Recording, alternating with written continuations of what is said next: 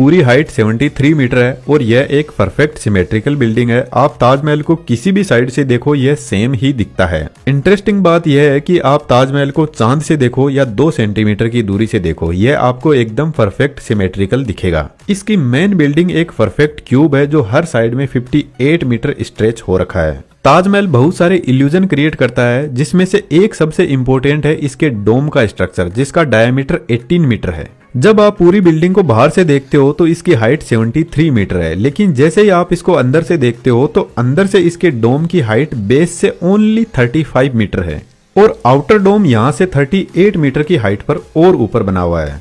और ऐसा इसलिए क्योंकि यहाँ पर डबल डोम स्ट्रक्चर यूज हुआ है। ताजमहल को बनाने में सिर्फ 18 इयर्स का टाइम लगा, जबकि आज के मॉडर्न साइंस का मानना है कि ऐसे स्ट्रक्चर को बनाने में 100 से भी ज्यादा साल का टाइम लग सकता है। लेकिन पुराने टाइम के इंजीनियर्स ने इसके कंस्ट्रक्शन को फास्ट करने के लिए डबल डोम डिजाइन को यूज किया।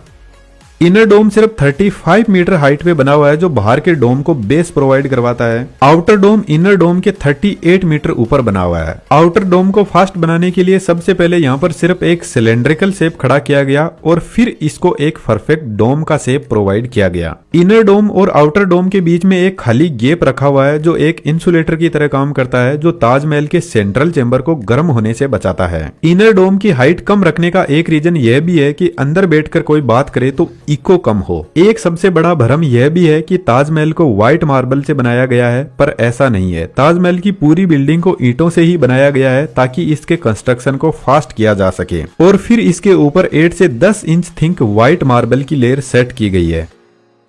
अब ताजमहल का डोम वैसे तो आपको परफेक्ट सिमेट्रिकल दिखाई दे रहा है। यदि हम इस डोम को डिवाइड कर दे 2 हिस्सों में तो इसके लेफ्ट का पार्ट स्लाइटली राइट के पार्ट से हल्का सा बड़ा है। अब ऐसा क्यों है, इसके पीछे रीजन का तो पता नहीं है, लेकिन मॉडर्न साइंस ऐसा मानती है कि शायद यह कोई एक ह्यूमन मिस्टेक ही थी।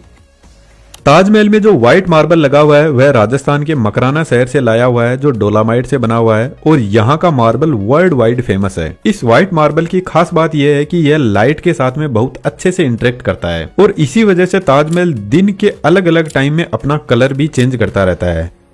लेकिन यदि आप इस मार्बल को नजदीक से देखोगे तो इसमें कुछ डिजाइन बनी हुई है और यह डिजाइन कोई कलर से नहीं बनाई गई है। यहाँ पर असल में जेम स्टोन यूज किया गया है मार्बल के अंदर। ऐसी डिजाइन बनाने के लिए मार्बल के अंदर ऐसी जगह बनाई जाती है और फिर मोर्टार से स्टोन को अंदर चिपका दिया जाता है।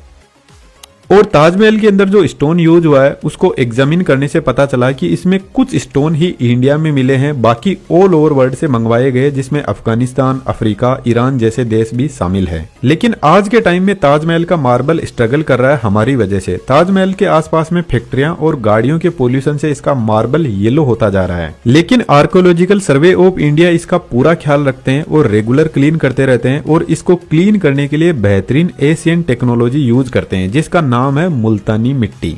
माइक्रोस्कोपिक लेवल पर रिसर्च करने पर पता चला कि मुल्तानी मिट्टी के अंदर पोटेशियम, सोडियम, कैल्शियम और एल्यूमिनियम के मॉलिक्यूल होते हैं जो आज के टाइम के टॉक्सिन्स को अच्छे से एब्जॉर्ब कर लेते हैं और वापस ओरिजिनल प्योरिटी को रीस्टोर करते हैं।